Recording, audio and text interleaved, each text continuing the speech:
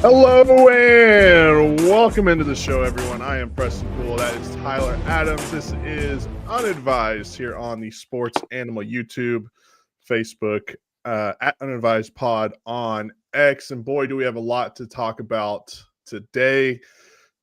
Before we get started, though, T-Bag, how are you doing after a late night, an early morning, and a big Thunder win last night? Cloud nine, just absolute cloud nine. That was Preston. Last night was just like one of those sports moments, like you just gotta appreciate, like as a fan, if you're not a fan of the Thunder or the Nuggets, you're just casual watching this, you appreciate that basketball game. If you're a fan of the Thunder, that was just what a game, what a game, what a win, just everything, just to go up 3-2 and with that crowd, with Lou Dort finally stepping up to the plate and hitting a shot. Shai Gilgeous-Alexander with the late fourth quarter takeover like we've been waiting for. Him and Jokic going shot for shot against each other. It was just, I woke up from my nap today and it felt like I had to relive it all over again. I was like, did that happen? And I've already had a full day of work and stuff. It was great. Sorry, I was on my phone. Like the Cardinals and Phillies right now are in like a home run battle. They just both teams just keep hitting tanks. So I was looking at that. A lot to talk about from last night. I'll be honest, there was some stuff from last night. Not the game portion of it, like fan wise, that pissed me off, and I think I might go off a little bit here in a few minutes. So that should be interesting here in just a little bit. But yeah, a lot to talk about today on the show. We was just watching the Celtics and Knicks game that's going on right now, and Josh Hart went to the cup, and Luke Cornett just gave him an elbow right to right here on his eye, like under his eyebrow. If you're watching UFC and a guy gets hit right there and like splits and just starts gushing blood, it's the exact same thing that just happened. And it looked like he was wearing a mask of blood on his face. It was crazy. So that's going on right now. I believe Boston is up by like 3 right now. They're going to win tonight. I'm trying to get on. I'm not counting the Knicks out, man. I'm not going to count them. It just feels like the Celtics. It just feels like the Celtics tonight. It does, especially after that bad injury. So the black uniforms. You got to stick with the classics, man. But we'll get into that and the Tatum injury. Yeah. Black for the Celtics are semi-classic. Black for the Celtics are semi-classic. Not classic, but they've had the black uniforms going back to the Garnett days, the Paul Pierce Garnett days. So you can live with it a little. Yeah. All right. Well, let's just go ahead and get into the NBA. The Oklahoma City Thunder make a comeback win last night against the Denver Nuggets as the Thunder go up 3-2 in that series. Thunder win last night 112-105 in a game where, let's be honest, the Thunder were getting their ass kicked until about halfway through the fourth quarter. Yeah. It was – I don't know about as hopeless as – because Game 3, Preston felt hopeless, or Game 4 felt hopeless there for a second, where just because they weren't making their shots. And it was just like, oh, my gosh. Like, it just feels like he could – nothing he could do. But last night was just a Jokic show. There was nothing he could do. No, I'm still like in awe of that turnaround 3 that he made to tie the game. I'm like, how the hell did that go in? Like, that was just one of the most insane shots. Like, Chet is right in his face. Chet and his long ass arms are like sticking all the way up. Great defense. Could not play better defense. And he just nothing but net. I'm like, only Nikola Jokic makes that shot. But, it was just insane. Right when he shot it, I knew that. I was like, that's going in. Like, I just knew it was going in because the way he was playing. That was the best playoff performance I think I've seen in person, because Curtis, shout out Curtis, by the way, just texted me at 5:00 last night or 4:00, whenever it was. It was like, hey, I have a ticket tonight. Do you want it? And hell yeah. I was like, hell yeah. So shout out Curtis. I got to that game for free. Unreal. Sat with Curtis's friend Kyle. Great guy. He lives in Denver. He's a Thunder fan from Oklahoma. Oh, okay. From OKC, went to OU. But he's a Denver transplant. And this series meant more. You can tell it means a little bit more to him than everyone else. because living in Denver, he's having to hear, all the negative Thunder talk. Oh yeah. So we were going ballistic yesterday. That's awesome. Yeah, Jokic. That was the greatest points. performance I've ever seen in person. Yeah, 44 points, 15 rebounds, 5 assists. -8 though in the plus minus, so still in the minus and the plus, which is crazy with those numbers. That just kind of tells you how bad Denver was. Well, it makes sense. He played it the whole game, and they lost by. They played the whole. He pretty much played the whole game. They lost by 7 was the final difference. Yeah, they lost by 7. Played the whole second half, and the numbers are drastically bad for Denver when Nikola Jokic plays the whole fourth quarter, and he played the whole entire half last night against the Thunder. So, the Thunder sneak away with a 3-2 lead as they head to Denver tomorrow night. That's a 7:30 tip. Thank God. That is not a 9 p.m. tip. So that'll tip at 7:30 local time, 6:30 out there in the mountains. So big game tomorrow night. But let's get into a little bit more of the game last night. As Oklahoma City started hot with a 12-2 lead. After that, it was all Nuggets until Oklahoma City retook the lead with 3-4 minutes left in the game. And that's kind of just whenever Shea and Lou Dort, as much crap as we talked on Lou Dort and his shooting the last couple of games. We'll get more into that here in a little bit because that's kind of what's been ticking me off from some of the people online. So, Lou Dort came up big with those 3 threes. And Shea, some great shots down the stretch. J-Dub, finally got one to go in there as well. And I just thought down the stretch, the Thunder looked like I don't want to say more experienced team, but the fresher team. And you can tell that they've learned from games 1 and 3 going into, game 4 and 5, the way they won the last 2 games. That's what gives me so much confidence right now in this team, Preston, is we saw it in back-to-back games where game 4, they looked more dead than they did last night, especially being on the road and a really high – last night was high pressure, but a really high-pressure situation in game 4. They came back and won. Last night, they came back double digits once again and won the game. And we've watched this team just kind of take that next step that you need to take. Will it end in the championship this year? Who knows? I mean, right now, doors open. Doors open. Knock on wood. A lot of things that went right for the Thunder. Yeah.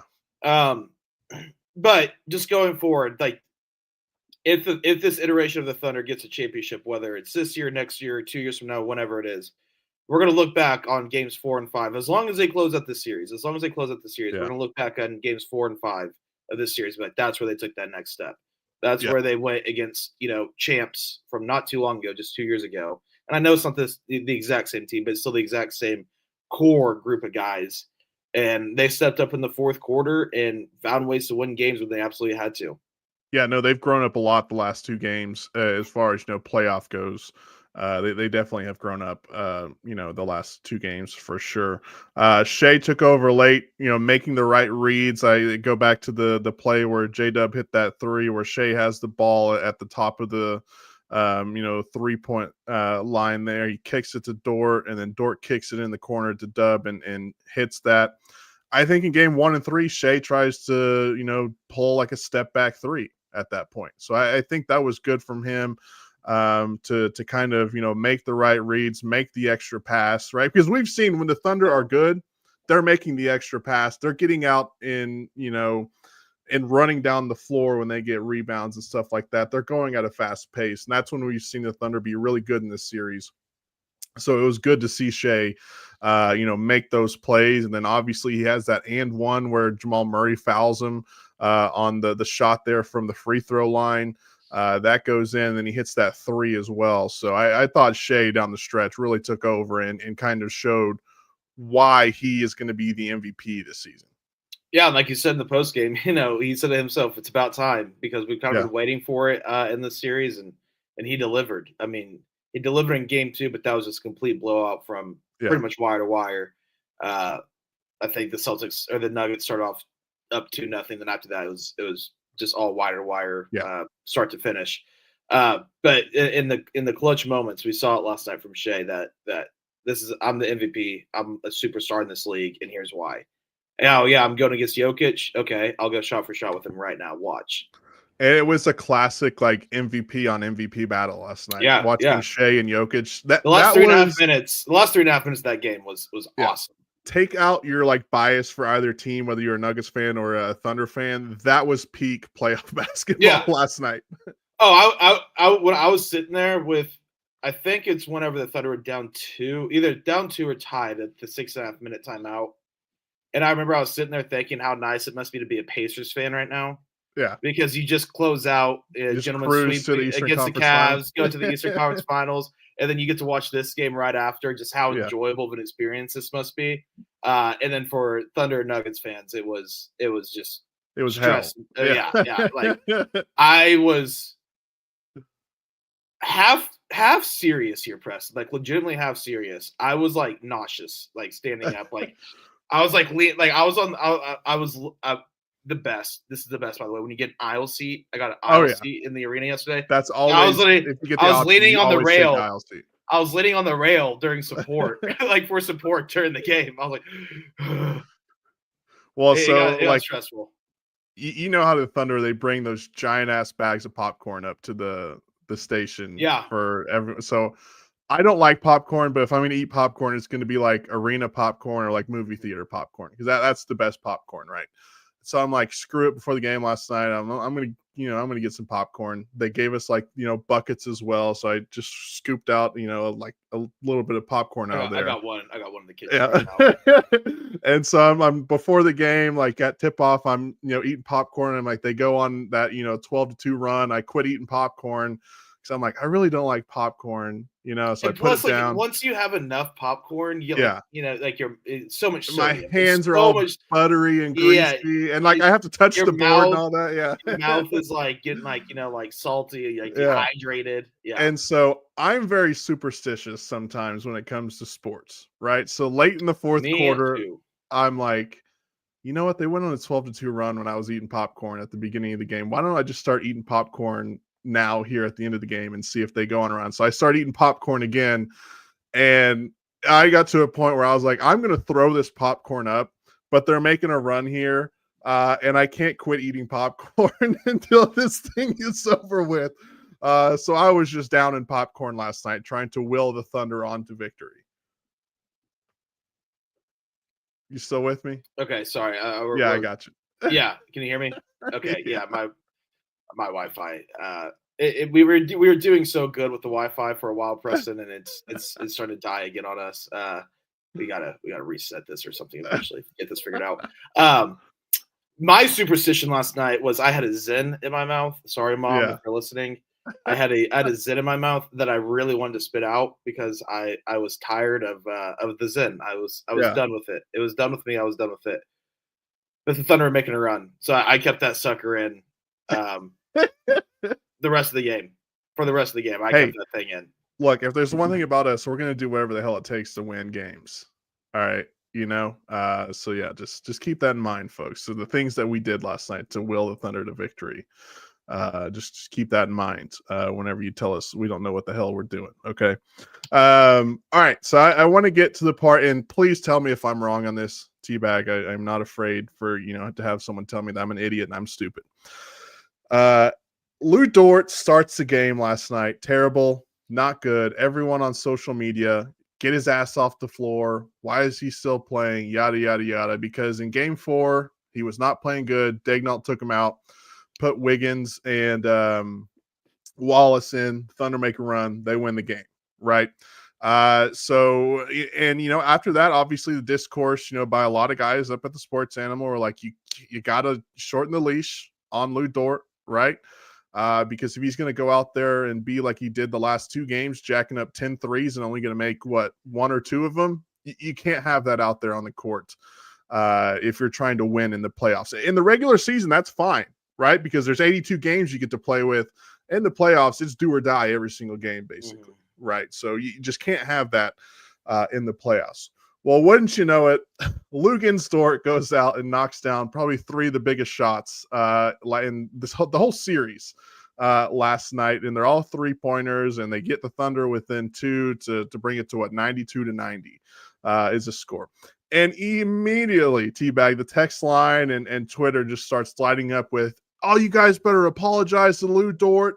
I can't believe you would say anything like that about Lou Dort, yada, yada, yada. And I'm just thinking in my head, what are we supposed to do? Pump sunshine and rainbows up your ass the whole entire time and tell you that nothing is absolutely wrong with anything that's going on with the Oklahoma City Thunder?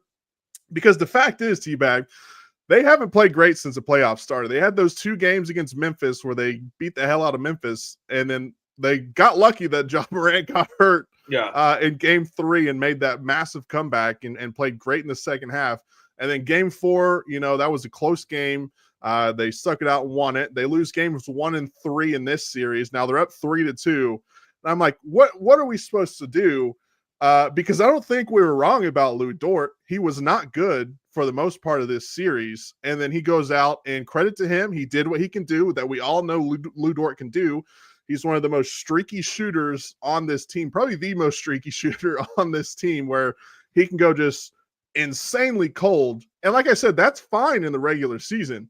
But in the playoffs, it's down to crunch time, and every game matters, more than any game, at the whole season. And you can't have that. So am I wrong in thinking that, like, why is this, complete just flip when everyone's trashing the guy online, and then after that, everyone, you guys are wrong. You guys need to apologize. Which, by the way, I would never apologize for anything that I've said. So can't cancel Preston Poole. You're not wrong. I will say this. Once I'm done with this, I'm gonna have to get my charger out of my. I'll still be here, but I just realized I can plug my laptop in. We still have some juice, so. There were a lot of people apologizing though for what they said. There were people like, Lou Dort, sorry for ever doubting you. Luckily, I never put my thoughts in writing. Before the game, though, I was very confident in Lou Dort. I was like, I had a buddy text me and said, "Give me a pick tonight." I said Lou Dort over in 3s. I was like, I can feel it tonight. It's gonna happen. And then through 3.5 quarters, there's just no way you have any faith. I wanted to text him. And it was like, say, sorry for that pick. Yeah. What'd you bet? I'll send it. I wasn't gonna send him the money if it was like $500 or something. But if some, $10 Venmo, I'd be like, sorry about that. Yeah. But when he checked back into the game in the fourth quarter, I was just like, what are we doing? Yeah. What are we doing? And then Lou hadn't hit anything in 3 games. And it's a good reminder. We need to listen. Look, he played awful in some of these games. On defensively last night, he didn't play great either on Jamal Murray. He hasn't played great on defense. That's why he got played out of the game in game 4, is because he wasn't playing great on defense either. And the Thunder needed a spark on offense, and obviously Lou Dort's not that guy to bring you a spark if his shots aren't falling. But we always need to remember, as they all say, never doubt Lou Dort. Just never doubt Lou Dort. And you know what? If he keeps playing bad, I'm going to keep doubting him, because, if we keep doubting him, then all of a sudden Lou Dort rises like a phoenix in the ashes. Yeah. Maybe that's what we need to do, is just trash Lou Dort like before every game, to where he just comes out and lights it up. And he shoots, it hits those big shots like he did last night, which, by the way, he started like 0 for 3 from 3. So yeah. There was in the arena, you could hear the pretty loud whenever those shots weren't going in. No, 100%. If you want to go ahead and grab your charger, we've got some comments here that we can read. Derek on Facebook says, as an Oklahoma State fan, I'm still worried. I'm hoping this series doesn't go to 7. Dort kind of reminds me of Spencer Sanders in a weird way. That's a great comparison. From the clouds, Seabag says that is a great comparison. I believe this is Harry on YouTube says, what an effing comeback last night. No, it was a great comeback last night. And again, that kind of shows you the growing up that this team has done, in the last couple of games. So you agree with Derek that Dort kind of reminds you of Spencer Sanders in a weird way? Yeah, he's Spencer Sanders will have you most be like, why do we ever doubt him? Why do we ever doubt him? And then you also have moments where like, get his ass off the field right now. So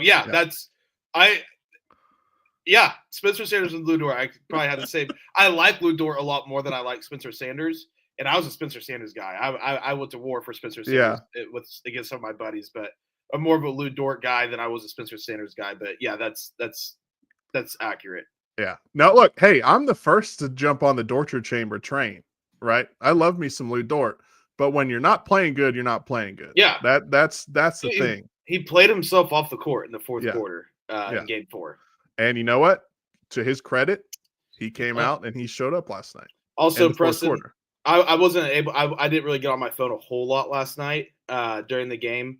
The one time I did get on my phone was during the T-shirt cannon. I got hit right in the chest, and like I would have had it right here, like right here, you know, like perfectly. No one was contesting me. I would have gotten me a second free T-shirt of the night. But that was the one time I checked my phone. But in Game 3, do you know why I was more nervous than what I probably needed to be? Why is that? Because you are so even keeled with the Thunder, and you got very negative on Twitter on Sunday. Oh yeah. That's when I was like, they're not going to do it. I was like, they're not going to do it. They're not going to do it. No, I mean, like, and you did not help my mental health at all for part of it is working with Gideon Hamilton and Matt Ravis for the last 3 years, 2-3 years, because they are very much that way where they're like, all right, let's talk everyone off the edge. We don't have to jump here, guys.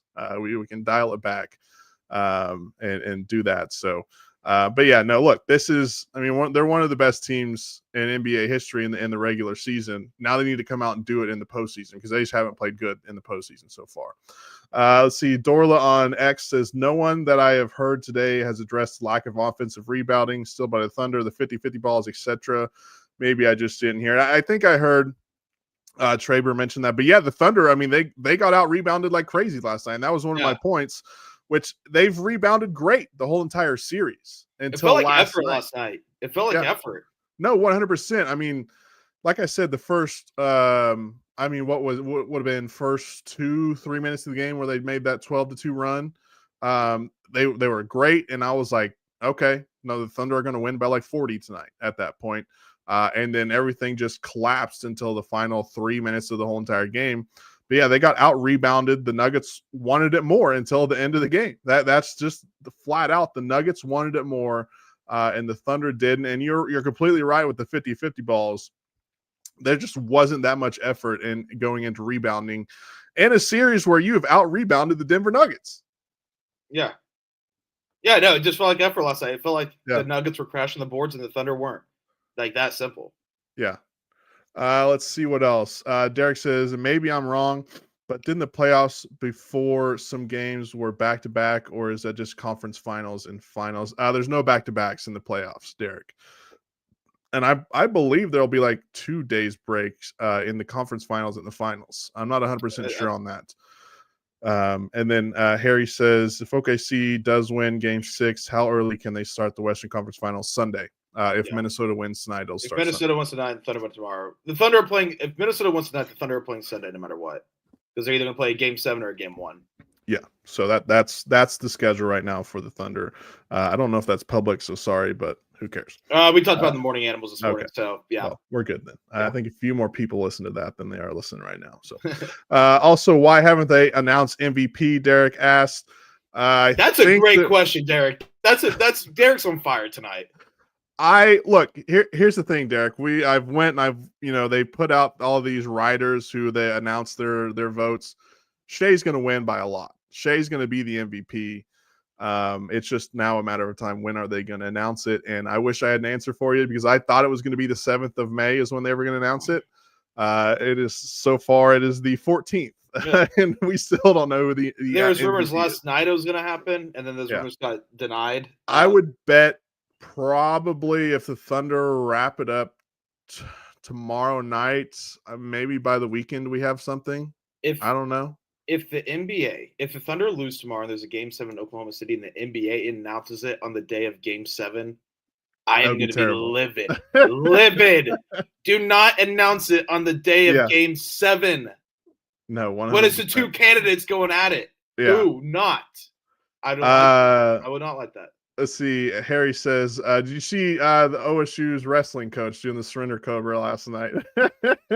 Yeah, that was awesome. David Taylor was all of us after that Jokic shot. Just like, I mean, they went to him. He was like this. They panned the camera away. Then it came back to me still like this. And I was like, yeah, that was the entire. I'm sitting there. So like our radio feed is live from the arena. So we're a minute or probably 2 minutes ahead of the TV broadcast. So I hear Pinto say, Jokic turned around three. How did he hit that shot? How did he hit that shot? And I'm like, all right. Well, I turn around and 30 seconds later it pops up on the TV and I'm like, Jesus Christ, how did he hit that turnaround three? And then you see David Taylor and Matt Ray was like, I didn't even realize it was him. I'm like, you just got to look at the ears, man. The ears were those cauliflower ears. It's funny. Sports Center put out this graphic. Here, let me pull it up real quick. Oh yeah, he was on that graphic. Yeah, they put out this picture. Hold on, I gotta get this Celtics game out of the way. That right there. Yeah. And it was like, it's kind of crazy that the most successful athlete in that is arguably arguably the fan in there. Scott. Now, I would say Jokic. I would say Jokic might have a claim to the most successful athlete in that photo. But I mean, David Taylor's the best wrestler in the last 25, 30 years. Yeah. So I don't think Jokic has a gold medal. I think David Taylor has a gold medal. Yeah. But Jokic has a ring, which is. True, but well, he didn't do that for his country, all right? He would win a fight. Which is crazy to say because Jokic is way bigger than he is, but David Taylor, probably the baddest dude that was walking around. Maybe instead of Game 7, we can just get David Taylor and Jokic's brother out there at center court and just wrestle. Halftime show. Yeah. Halftime show. So I'm pretty sure, doesn't David Taylor still wrestle with some of the guys at Oklahoma State? Yeah, he wrestled competitively last summer in some nationals thing. So I mean, he's still wrestling competitively too. Yeah, he's only like 30. Yeah, still pretty young. Derek also says, is it because SG and Jokic are playing each other why they haven't announced the MVP? No, I don't think that's the case. I think they were going to do it this series anyways. I don't know why they haven't. So I don't think anyone really knows. It's who knows. Last point on the Thunder game. Tomorrow is a game where you have to come out, you have to dominate from the start, and you have to make Denver, in wrestling terms, you have to make them submit. End it. Yeah. End it. Do not mess around tomorrow. Just go in and end this sucker. Yeah. Take the knife and twist it out and, make sure the job is done. Take the heart out, and then when the heart is out, slit the throat, just to be sure. On some Game of Thrones stuff there. Yeah, 100%. All right, anything else on the Thunder Denver series before we move on to some of the other basketball? I'm confident in tomorrow. Yeah. I am. I told Jim, and Jim kind of, insinuated that I might be a little crazy, which I am. I'm man enough to announce I'm a little nuts sometimes. I said yesterday when I was on with them, I'm like, I think Thunder big tonight. Obviously that didn't happen. But you know what? Damn it, I'm going to say it again. Thunder big tomorrow night in Denver. Supposedly Jim and Sam had quite a day today. I haven't heard the audio, but I got a text from Curtis saying, "Hey Phil, there's some good gold in here." And then Sam even texted me and said, "Hey, some good Traverisms in here as well." So. That's perfect. Yeah, Jim, they were coming after Jim today for what he said about Lou. What did he say? He basically what I just said. Like, if you can't play him if he's not gonna hit his shots. And they were, and obviously in Jim fashion, he added a little bit extra spice into it. But that's why he's the ultimate, right? Yeah, that's why he's the ultimate. All right. Harry says NFL schedule time. Sorry guys. Take care. Great show.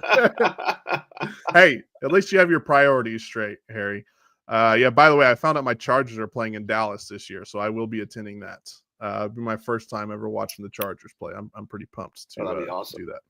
All right, other stuff in the NBA. The Pacers take down the Cavs to advance to the Eastern Conference Finals. And we're not two guys that sit here and gloat much about when we're right, but told you so. The Pacers are damn good, and they go through the Cavs. They make it to the Eastern Conference Finals for the second year in a row. And Cleveland had those injuries. That sucks, but the Pacers are a damn good basketball team. T-Bag. They're really good. They're really good. I think we're shaping up for the NBA's nightmare, and that's the Thunder Pacers finals. That'd be the best. The NBA, by the way, if the Celtics don't advance, which I'm not banking on them advancing, 7 years in a row, 7 different champs, league of parity, complete league of parity, which is completely different from when we were growing up, right? It was either LeBron or Steph that won. Yeah. The new CBA is helping roster construction and smart front office, and we need to fix the draft lottery now. Yeah, we'll talk about that. Pacers are fun. Me and you have talked about this for a while now. The Pacers are fun. They're good. Don't count them out. Tyrese Halliburton, stud. Everyone they put they're like the Thunder. They're like a step below of the Thunder. They're deep. They can shoot. They play defense. They're fast. They're fun. And I feel for Cavs fans. I feel Donovan Mitchell. I don't know because they probably felt the way Thunder fans did all year. Like, oh, this is the year we're gonna get it done. We're gonna get it done. It's got to go through Boston. Well, even like last year for the Thunder getting bounced in the second round. And did you see Donovan Mitchell's quotes after the game? I saw he didn't sleep. I saw today in that. He was down bad and was like, you guys are gonna write a bunch of stuff about us this offseason and we deserve every bit of it. And I'm like, damn, bro, he is down bad right now, which I get it. You're the number 1 seed in the Eastern Conference. And he's never advanced to a conference finals either. So which he's been in the playoffs, I feel like, every year since his rookie year because they took down the Thunder his rookie year. I think he has been in the playoffs every year. Yeah. Or maybe they missed 1 year that we're not thinking of, but I mean he's been in the playoffs at least all but 1 or 2 of his years. By the way, elite basketball game going on right now in the Garden. Both of these teams just trading buckets right now. It's a very good game between the Knicks and the Celtics. Knicks up 55-51, about 3 minutes left in the half. Anything else on the Pacers-Cavs series? No, I wasn't really able to watch last night, so I didn't really get to see a whole lot of the game. But the Cavs, were just missing some easy shots that they should have made down the stretch. I mean, Donovan Mitchell missed 3 free throws in a row, got fouled on a 3-pointer, missed all of them. He was hurt though, wasn't he? Yeah, he was banged up. Was a game time decision. Play. Not an excuse for free throws, but they were missing layups, wide open threes, stuff like that. So it was just kind of a weird game for the Cavs last night. All right, so we'll talk about the Knicks and the Celtics right now. The other night, Jason Tatum tears his right Achilles tendon. New York takes a 3-1 series lead, and they're looking to close it out tonight. They're up by a point now in this game, about a little over 2 minutes until halftime. It sucks for Jason Tatum, man. He's 27 years old. He's been he's been in the playoffs every year of his career at this point. He's been one of the most healthy guys in the NBA since he's been playing in the league, and it just sucks because he's a guy where he seems like a great guy off the court, a great dad, and he's just a great basketball player, despite what a lot of people like to say about him, especially recently. He's easy to make fun of for the little things, Yeah. He's like the kid that's just easy to target, and then something bad happens to him, and you're like, well, that's not fun. Horrible for Jason Tatum, and he was balling. He was, he was trying to will that team to 42 points. Yeah. It felt like if he was shooting, it was just going in. He was playing great, and that sucks to see. They got that surgery, it was done the next day. Yeah. So that sucks. And it sucks for Celtics fans. Not going to feel bad for the Boston sports fan. I am not going to feel bad for the Boston sports fan. But it does suck knowing that this was probably the last run of this iteration. Not that they're going to blow it up and go to a tank, but they're going to have to trade some pieces. They're so deep into the tax. Al Horford's probably going to retire. Drew Holiday, they're probably going to trade. There's talks of Jaylen Brown and stuff. And, now with Tatum being out, that just makes those decisions probably a little bit easier. For the fact, because Tatum's going to miss all of next season. No, yeah, they're going to be in rebuild mode next year. They should tank next year. No, 100%. I'm with you on that. Just because, why not? Your superstar is going to be out for a full season. Yeah. Just tank. Look what the Sixers did. It paid off for them. They had the number 3 pick in the draft. Mm-hmm. So why not tank when your superstar's out for a full season? Yeah. It's just, and especially the way the lottery is these days, you can make the damn play-in tournament and have the number one pick. It's just insane. But yeah, I think the Knicks probably win it tonight and close it out.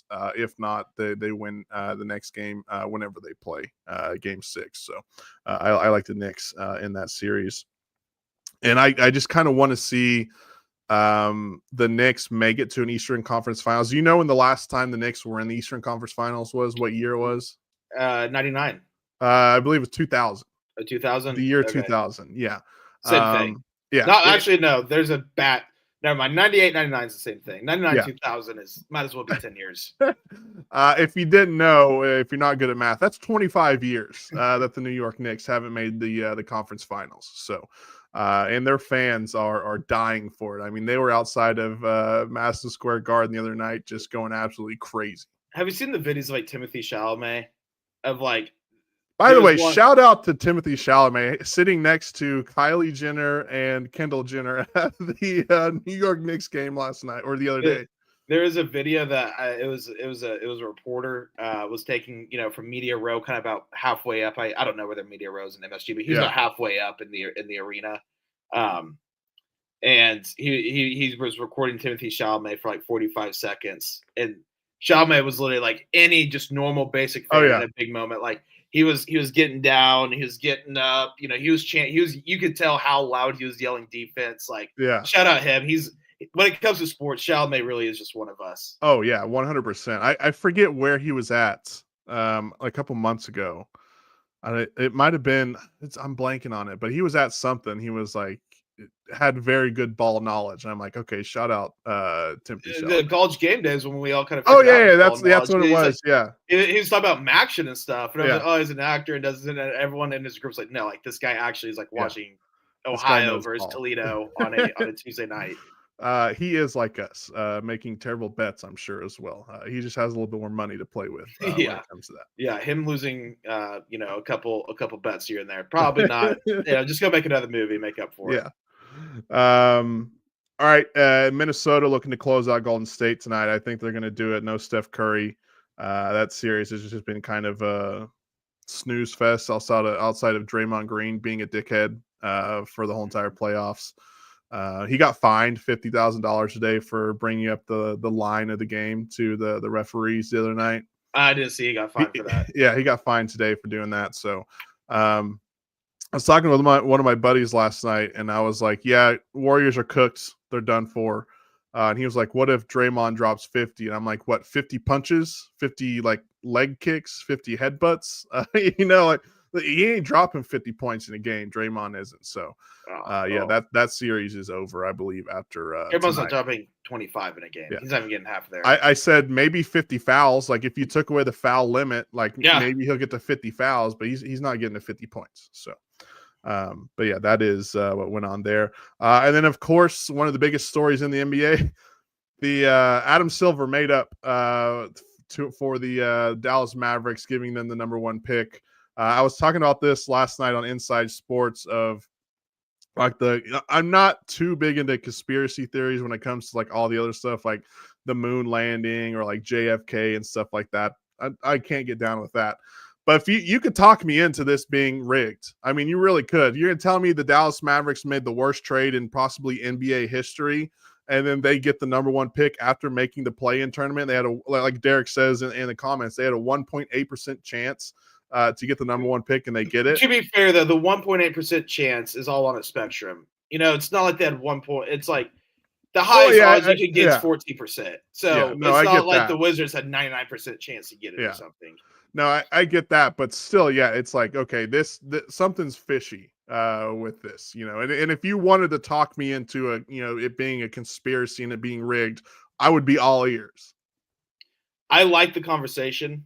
Yeah. It's a fun conversation, but there's no way that's rigged. That's like and I know Preston, I know you actually don't really believe it's rigged, but you're like, I could be you'd love to, mess around with someone at a bar talking about it. There are people. Me and Matt Ravis yesterday. I was in with Matt Ravis yesterday, and we were talking about how people were like, it's not rigged, guys. And there were people in the text line that were upset that we were like big NBA and did not believe it was rigged. There was so far to a point, one guy actually believed that me and Matt, since we are a Thunder flagship station involved with the NBA, that me and Matt are in on this rigging. No, I didn't receive my script for this season back in October. Mine got lost in the mail. Yeah, that's what me and Presser are so excited about these playoffs because we don't know if the Thunder's actually going to win it or not. We told all our coworkers, "Don't tell us, don't tell us." I wouldn't be surprised. But there were people out there that full on believe it's rigged. I have friends that do. It's not rigged. It's just an all-time sports story. Yeah. All-time sports story. The roller coaster Mavs fans have had to go through from winning the West to a up and down beginning of the season with injuries and stuff, just waiting to get healthy so they could get it going, to Luka getting traded, to everything that's happened from the trade until the lottery. What a roller coaster. Yeah. No, I even had a guy call in last night and was like, you really think that the NBA could rig this thing with all the people that would be involved? I'm like, no, dude, I'm literally it's a little bit of sarcasm here, man. I'm just messing around here. I know that the NBA isn't rigged. You're gonna tell me that shot that Jokic made last night was in the script? How does the magnets got connected? Yeah. How does someone just script that? Okay. It's all with sports and stuff like that. None of it's rigged because it'd be way too hard to do that. So Derek's talking about Nico trading the number 1 pick for Westbrook, Jamal Murray. What would be funnier than him trading the pick is him not drafting Cooper Flag. I told Matt that would be the funniest result, where he's like, Cooper Flag sweats a lot. It cost Duke 3 basketball games last year because he was sweating so much he slipped. I was telling Matt Pinto the other night because he was doing his show during the draft lottery, and he's like, "Hey, let me know where Philadelphia picks." So obviously, because the Thunder had a chance of getting that pick, and I obviously Philly ended up with the 3rd pick, which we got duped by the way by the broadcast. I couldn't hear, so I didn't know what happened. I turned it on as I got out of the shower. I turned it on, doing some laundry. And so I was like, all right, I'll listen to it. I wasn't watching. I had it on my phone, listening to it. And then I hear, and that means the Philadelphia Sixers will not get their pick. I'm like, whoa. And then so I go over to my phone and it says number 8, whoever it was. And then number 7, whoever it was. I'm like, well, it's top 6 protect. I was like, so that's not. And then so in my mind for those, 3 seconds, in my mind, I'm like, well, does top 6 protected mean actually just top 5 protected? I'm trying to do all this math in my head how this adds up, and then once the 5 pick got announced, well, we just got duped, and then so I put my phone Alan back down, from The Hangover when he's doing all the math. Yeah, I was like, literally, that's how I was, and then I was like, I was very upset. But go ahead. But anyways, I was telling Pinto, I was like, I'm almost. I could sit here and believe that Nico Harrison's going to try and big brain this and not even pick Cooper Flag. Yeah. That could be a thing. What they've come out by now and said they are drafting Cooper Flag. They're not going to trade the pick, which in my mind tells me they are going to trade the pick and they are not going to draft Cooper Flag. But we'll see how it all shakes out here in a couple months. If you're Cooper Flag, you're not thrilled you're going to a place where it's this GM seems kind dysfunctional. Of yeah, but if you're talking about going to learn from people, going to learn from Klay Thompson, Anthony Davis, and Kyrie Irving to set your career up is a pretty good place to go. Yeah, and unfortunately, they've ruined the relationship with Dirk Nowitzki, or that'd be a great guy to learn from as well. So, we'll see how that shakes out. I wish we had just a camera view on Luka whenever he found out the Mavs had the number 1 pick. Yeah, well, he put something on his Instagram I think I forget what it was, but he posted something on his Instagram that night after it happened. So, I immediately was like, that's Adam Silver making up for the trade to the Lakers. Yeah. All right, let's go ahead now and get into some college football as some lines from this upcoming season have dropped. I need to go over to my bookmarks real quick on Twitter. Give me a second, but some win totals dropped. I believe it was today or yesterday. I can't remember which day. For where the hell even are the bookmarks on this is great. There they are. Okay. Win totals dropped for a lot of conferences earlier today. All this is per Brett McMurphy and Circa Sports. So I just want to read a couple of these and maybe get your thoughts. In the SEC, we'll start. No team is projected win total over 10 games. It's 9.5 or lower. Wow. So Alabama, Georgia, and Texas are all at 9.5. LSU, Ole Miss, and Tennessee are at 8.5. Auburn, Texas A&M are at 8. Florida and Missouri are at 7.5. South Carolina and Oklahoma are at 7. Arkansas is at 5.5, as well as Vanderbilt, and then Kentucky is at 4.5, and Mississippi State is at 3.5. Auburn under feels right. Yeah, because I don't think they're going to get 9. That's gonna with college football now, as we all know, it's hard to predict who's going to be what, because you'd have to keep up with the transfer portal for every single team to and that's just way too damn hard to do. Yeah. Not doing it. I'll find out week 3 kind of what teams are good and not. Yeah, but Auburn that over would have to be 9-3 in the regular season for them. So I mean, 8 if they were 8-4, you push. So that right there feels like that's the one that stood out to me. Good time for me to be going to Las Vegas because I will be definitely betting on some of these. In the Big Ten, Ohio State and Oregon are at 10.5 games. Penn State's at 10. Indiana at 8.5, as well as Michigan at 8.5. Which one are we woeing Indiana. That's kind of what I was thinking as well. Yeah, we'll see. Yeah. We'll see. Derek says, does Arkansas still have Taylor Green at quarterback? I believe they do. Yes, I believe that they do. I believe he is still there. Washington and Illinois, Iowa are all at 7.5 games, as well as Nebraska and USC. Sorry, I don't know why I didn't miss. The halves look like percentage signs from my vantage point right now. Minnesota at 6.5. Michigan State at 5.5. Rutgers at 5.5. UCLA and Wisconsin at 5.5. Maryland at 4.5. Northwestern at 4, and Purdue at 3. Oh, 3. Yeah. Oh, I might just put like $5 on the under on that just for might as well, just for fun, just for fun. Nothing really major sticks out there for me outside of Indiana at 8.5. Ohio State, we'll see quarterback wise. I would assume Ohio State would be able to bring in a decent quarterback, so we'll see there. Oregon, who's even going to be Oregon's quarterback? That 5-star that went to UCLA and then okay, yep. And then UCLA, maybe no faith in Nico at 5.5 wins for them. Yeah, I would probably take the under on that one, honestly. Yeah. All right, here. What was USC? USC was 7.5. It's a good number. 7.5. I might go under on that one to be out of spite. If I had a lean, I'd probably take the under.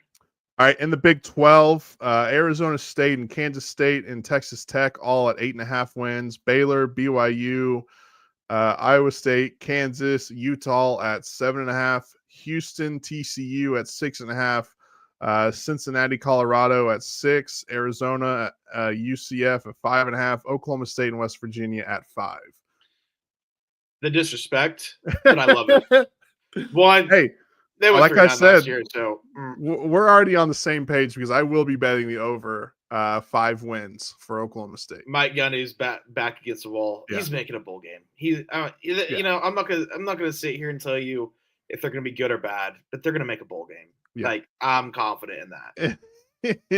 I'm with you on that. OSU, I mean, maybe Vegas hasn't kept up with the portal either, because OSU's got some legit ball players over the portal. Now, they have to have an offensive line and quarterback. Those are the 2 questions, and those are 2 very important questions. But I think this defense is going to be pretty damn good.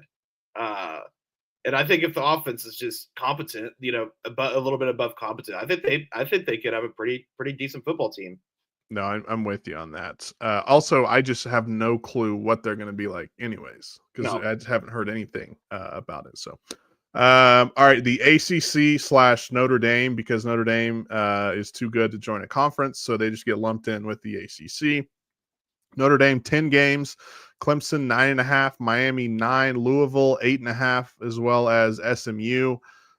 Georgia Tech, UNC at 7.5. I'll take the under on UNC because that place just reeks of controversy right now. Mm-hmm. Florida State at 7.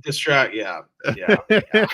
Too many off the field distractions going on there. And you know what? Sometimes those distractions are on the field too, blowing a damn whistle in high heels. Let's see. Florida State at 7. Duke and Pitt. Virginia Tech at 6.5. NC State, Virginia at 6 games. Boston College, Cal, Syracuse at 5.5. Wake Forest at 4.5, and Stanford at 3. Nothing really sticks out to me there except for UNC. I don't trust the things that are going on. There's one in like each conference that'll stick out, and then then everything else. Like, I mean, that's about right. But win totals are kind of hard to predict in this day and age in college football. No, 100%. Derek says Miami has Carson Beck, right? Give me the under. That is correct. He will be the starting quarterback. And Mario Cristobal will lose them a game like he does each and every year. Somehow, like the fumble. Was it last year or the year before that? The year before, against Georgia Tech. Yeah, they find ways to screw the pooch. Who they lose to last year? That was a bad loss. Oh, man. Who was it? The playoffs. Was it Louisville, maybe? I think it was. I think it was Louisville. It was like Louisville was decent, but come on, man. Yeah, Miami just can't put it together. It seems like no matter who the head coach is there, and I just don't know why. They lost. They lost to Georgia Tech again last year. 2023 was the fumble. Yeah, that was the fumble year. Was 2 years ago. But they lost to last year they lost to Georgia Tech by 5 and Syracuse by 4. So, and that's when they were November 9th and November 30th. So those 2 of the last 3 games of the year. Mario Cristobal is going to lose them a game or two. Derek says, I think Texas Tech will win the Big 12. I'll have to see it before I can believe it. Do you know how many times I've hopped on the Texas Tech? Not the last 3 seasons, and I don't like Texas Tech, but every time I'm like, hey, watch out for Texas Tech, and then 8-4. Yeah. They are an 8-4 machine, but they love that head coach, and they got a bunch of money out there. So, last thing I wanted to touch on, I don't know if you saw this. This is kind of an MLB story, but Pete Rose and Shoeless Joe eligible for the Hall of Fame after Rob Manfred rules that once you're dead, your ban gets lifted.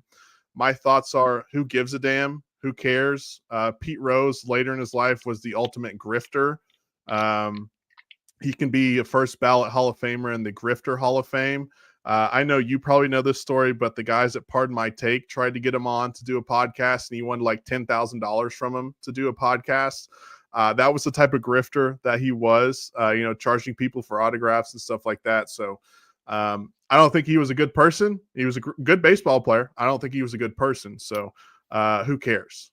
I don't think he asked, he was like, please don't put me in after I die. Like, just don't put me in at all. I wouldn't. I wouldn't. Yeah, I wouldn't do it. And I'm pro putting some of these guys in the Hall of Fame. I'm pro putting the steroid eras guys. In the Hall of Fame. You can't tell the story of the Major League Baseball without the Pete Rose cheating scandal or the steroids and stuff like that. The steroids era that saved baseball. Like the Hall of Fame is for telling the story of the league, and you can't tell the story of Major League Baseball without those in there. Especially like Shoeless Joe. Yeah, did he play in like the early 1900s when everyone was just drunk as hell, smoking cigars, and eating hot dogs every day? Yeah, but that was, one of the first. Shoeless Joe Jackson. And it was one of the first major scandals in baseball. Pete Rose was another major scandal in baseball. The steroid era was, one of the biggest scandals in, all of sports. So, but out of spite, I would say, we're not putting Pete Rose in the Hall of Fame. And out of the small respect we can have for the dead, where he said, "Hey, please don't put me in after I die." So I just say, let's just not do it. He asked for it, and he's not a good guy, so let's just not do it. All right, well, that's going to do it for us. By the way, this is going to be our last show for a little bit. I'm going out of town here this weekend. I'll be gone for a week, going to a wedding out west. So. How long are you in Vegas? A week? So I've got to go to Texas to drop my dog off. Okay. So I'm going to visit my parents. A couple days. Yeah, I'm going to visit my parents for a little bit and then come back here and fly out. I was like, dude, if you're in Vegas for like 7 days, and like, we may never do the show again. Like, you might die, you might disappear, you You might, just join the Vegas Mafia. Who knows what would happen to you? I wouldn't rule out the Vegas Mafia. I'll say that right now. Preston's a Mafia kingpin. Come back wearing a fedora. Yeah. I'll be out there. We fly in Tuesday morning, so I'll be there Tuesday to Friday. We come back, so I'll be there for about 4 days. So, who knows? I might die in that time frame as well, or get lost somewhere in the tunnels under, Vegas. Vegas, with maybe the tunnel people. But yeah, I'll be gone for a little bit, so we'll probably be back next Sunday. Because again, I've got to go back down to Texas and get my dog whenever I get back. So I'll be all over the damn country at this point. So, but that'll do it for us. We'll be back next Sunday. Again, if you missed a little bit of this, you want to go back and watch it, obviously on the YouTube, Facebook, but we're going to put it on the podcast page at thesportsanimal.com as well. So you can go see that too. But that'll do it for us until next week. Everyone have a good one. Be safe. We got a lot of storms, it looks like, coming in this weekend, so watch out for that. Maybe a big thunderstorm in Denver tomorrow night as well. So, amen. We'll see you next time. Have a great one, everyone.